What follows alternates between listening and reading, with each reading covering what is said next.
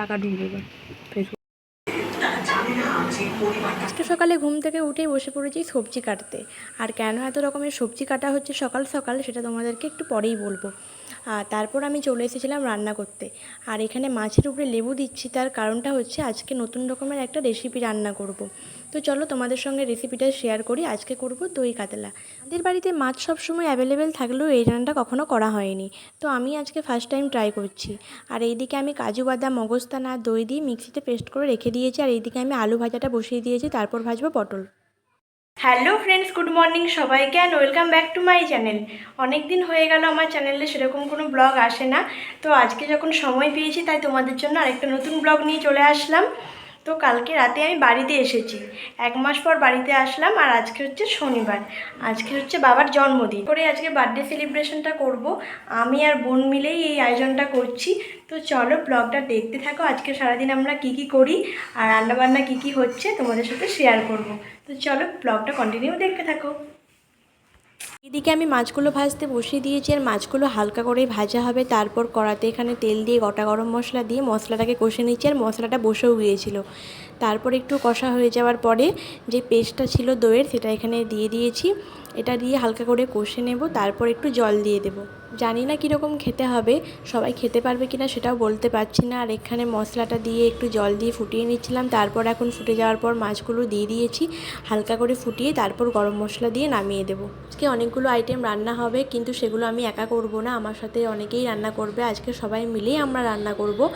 মা আসার পরে বাকি রান্নাগুলো হবে। দাদু ওদিকে রান্না বসিয়ে দিয়েছিল, আর বোন গিয়েছিল ঘাটালে কেক কিনতে। আর আজকে আমি অনেকটাই লেট করে ঘুম থেকে উঠেছি, তার জন্যই তাড়াহুড়ো করে এত রান্নাবান্না করা। তার মাঝখানে আমি একটু মার্কেটের দিকে গিয়েছিলাম, একটু দরকার ছিল। তারপর এসে আমি এখানে চাটনিটা বসিয়ে দিয়েছি, আর এখন লেবুর রস দিয়ে হালকা ফুটে যাওয়ার পর নামিয়ে দেবো। আমাকে যে রান্নাগুলো করতে দিয়েছিল সেগুলো আমার প্রায় কমপ্লিটই হয়ে গেছে, এটা হলে হয়ে যাবে। আর ওদিকে মাও চলে এসেছে, দাদুর রান্নাও কমপ্লিট হয়ে গেছে। তারপর মা এসে এখানে মাংসটা করছিল। মাংসটা খুব ভালো রান্না করে মা, তাই মাকে দিয়ে করিয়েছি। আর মাংসটা রান্না হয়েছিল উনুনে। আর এইদিকে আমরা কষা মাংস খেতে বসেও পড়েছি, আর তার সাথে এখানে তরকারিটাও হয়ে গিয়েছিল। আর দেখো কীরকম কালারটা হয়েছে। আর গ্রামের দিকে তো বেশিরভাগ বাড়িতেই উনুন রয়েছে, তাতে সবাই মিলে হেল্প করার পরেও আজকে 1:30টার মতো বেজে গেছে সব রান্না কমপ্লিট করতে। তারপর এখানে বাবা খেতে বসে পড়েছে, অনেকটাই লেট হয়ে গেছে। আর যেহেতু আমার ঠাকুমা নেই তাই দাদুই পুজো দিয়েছিল, তাই কপালে একটা ফোঁটা দিয়ে দিল।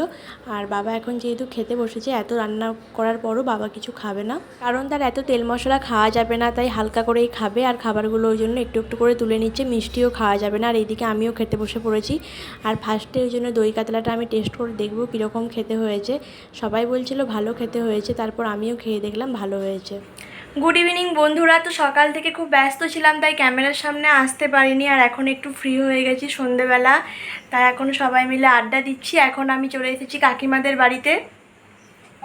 দুপুরবেলা তোমাদেরকে তো বললাম আজকে রান্নাবান্না করতে অনেকটা লেট হয়ে গেছিলো, তারপর খাওয়া দাওয়া করে আমরা 3টের দিকে শুতে গিয়েছিলাম। আর এখন এসেছি কাকিমার বাড়িতে, আর কাকিমা এখন আমাদেরকে চা বানিয়ে দিচ্ছে। আমি আর বোন এসেছিলাম, যেহেতু বাড়ি এখন 1 মাস ছাড়া ছাড়া আসি, তাই সেরকম আসা হয় না, কিন্তু একবারের জন্য হলেও দেখা করে যায় এসে। আর এই কাকিমার সাথে আমার সম্পর্ক পুরো বন্ধুত্বের মতো সম্পর্কে, কাকিমা হলেও আমাদের সম্পর্ক বন্ধুত্বের। আর এখানে আমরা চা নিয়ে বসে পড়েছি। কাকিমা খাবে না, সে এখনও সন্ধে দেয়নি। আমি, মান্টি আর বোন 3জন মিলেই খাবো। চা খাচ্ছি আর একটু গল্প করছি, তারপর একটু গল্প টল্প হয়ে গেলে চলে যাব বাড়িতে। আর এখনও কেক কাটা হয়নি, বাবা আসেনি বলে। বাবা আসার পর তারপর কেক কাটা হবে। বাবা এখন চলে এসেছে, আর আমাদেরকে ফোন করে ডাকছিল। আর আমরা যেহেতু ছিলাম কাকিমার বাড়িতে, তাই এসে এখন কেক কাটার প্রস্তুতি চলছে।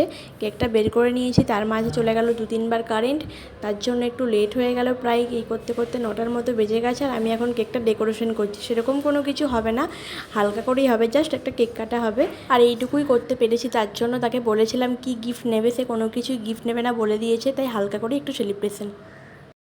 তো আমরা এখন সবাই রেডি হয়ে গেছি কেক কাটার জন্য। আর এখানে দেখতে পাচ্ছ আমার সব কাকুর মেয়েরা রয়েছে, টোটাল আমরা 7 বোন, পরপর স্টেপ বাই স্টেপ রয়েছে। এখনো এসছে, এখন একজন বাকি আছে। আয় আয় আয়। ওই ভাই আমার পাশে যে উম্বু এসে গেছে, দেখ। বাবা এখন চলে এসেছে কেক কাটতে, আর দাদুকেও ডাকলাম, দাদু আসলো না, তাই বাচ্চাদের সবাইকে নিয়েই কেক কাটা হবে। আর বাচ্চারা থাকলে একটু বেশি আনন্দ লাগে, জন্মদিন হলে তো একটু বেশিই ভালো লাগে। আমি, মা, বোন আর কাকুর মেয়েরা সবাই মিলেই রয়েছি। তো হইচই করে আজকের দিনটা খুব ভালোই কাটলো। সকাল থেকে তো রান্নাবান্না করতে করতে একটা দিন পুরো কেটেই গেল, আর হাতে রয়েছে একটা দিন মানে রবিবার। আর এখানে বাবা প্রথমে কেক কেটে মাকে খাইয়ে দিচ্ছিল, আর মাও তারপর খাইয়ে দিচ্ছিল।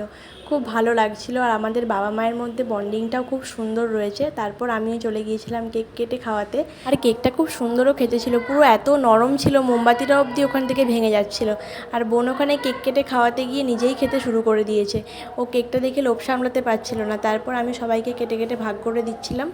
তোমরা কি একটা জিনিস লক্ষ্য করেছো, বাবা কিন্তু এখানে মোমবাতিটা নিমায়নি, কারণ মা বলে জন্মদিনের দিন মোমবাতি নিভাতে নেই, মোমবাতিটা জ্বলে।